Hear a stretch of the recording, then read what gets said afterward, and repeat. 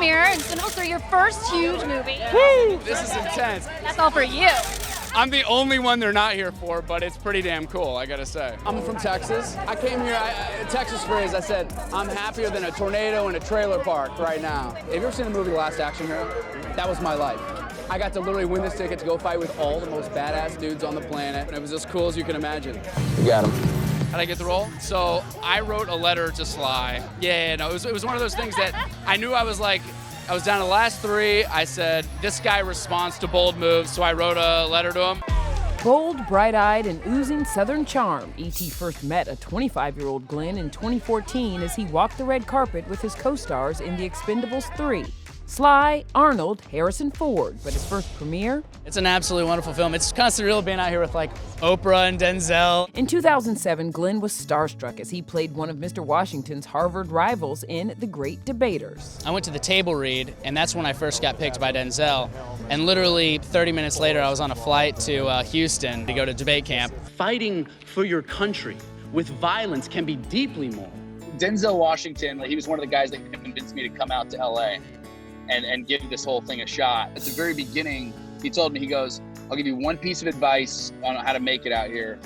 Don't look in the other lanes. You're running your own race. To do more films with Denzel Washington. To become Denzel Washington. Yet Glen always believed he'd become Hollywood's newest leading man, but he was grinding for almost 2 decades before his breakthrough in Top Gun Maverick. His first roles? I was 13. I was on a show called Endurance. Basically a kid survivor type show. When I realized I was going home, it was the worst feeling. I got kicked off on the first episode.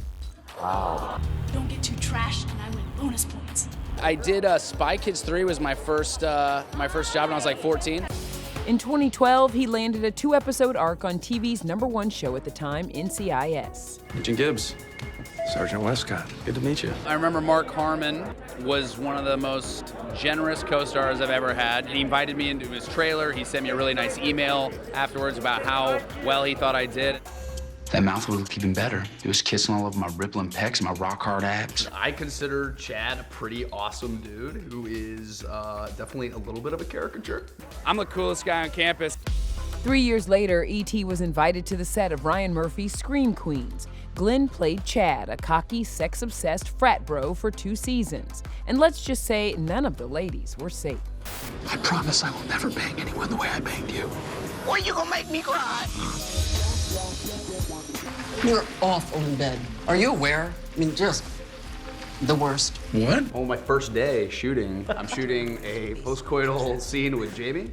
So we're in bed together, not wearing very much. She's the only girl in my life that can, that has my heart. I'm in love with you. Well, of course you are. Please leave. I will, but I'm gonna take a pair of your panties. I mean, I can play douchey, let's be honest. You know, I can really crank up the douche if I need to. I have to get in shape because I'm not clothed a lot in the script.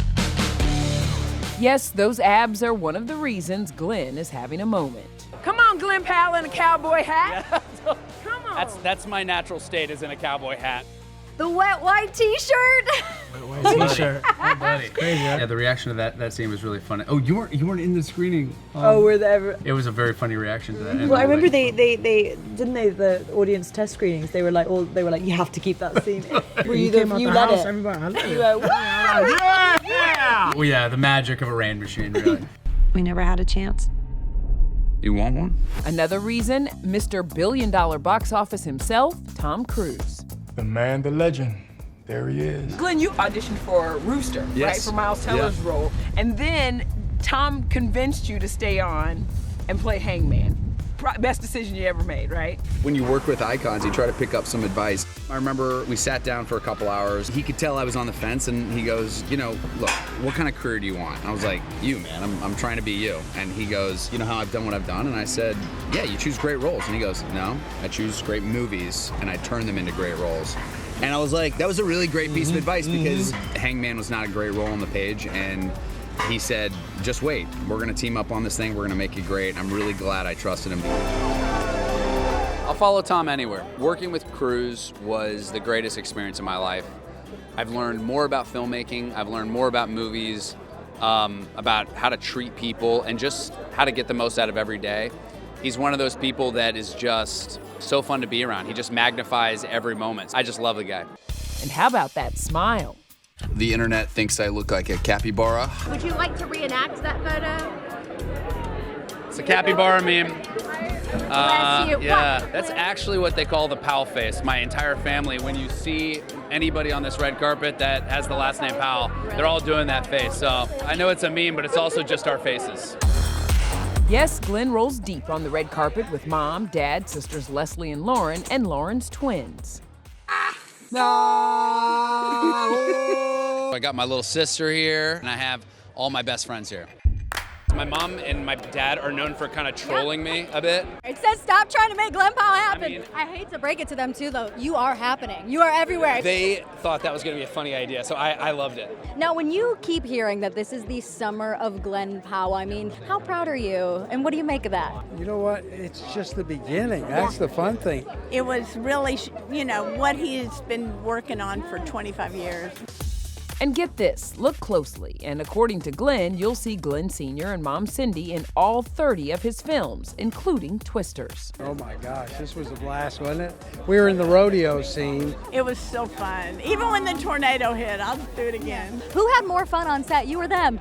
I mean, they came and stayed in Oklahoma with us for a very long time. They love this ride more than anyone. It's so nice to have your family along for this journey because it kind of grounds the whole thing. Otherwise, it kind of just feels, nothing feels really real. You moved back to Austin? Yeah, I kind of started feeling like LA wasn't making me feel like me. Austin and my family's always made me feel like me. That was the best decision I've made. After moving back to Texas in May, the 35-year-old pledged to finish his college degree in Spanish and Early American History at UT Austin. He plans to attend classes remotely while filming his next movie, The Running Man, in London this fall. And did we mention he's a dog dad? He adopted Brisket while shooting Twisters in Oklahoma. I've always been a dog guy. I can't. Brisket in a bow tie. Hi, sweetheart. He wasn't even going to come tonight. The babysitter just canceled. And It now, is true. And now you're using him as props in your thirst traps.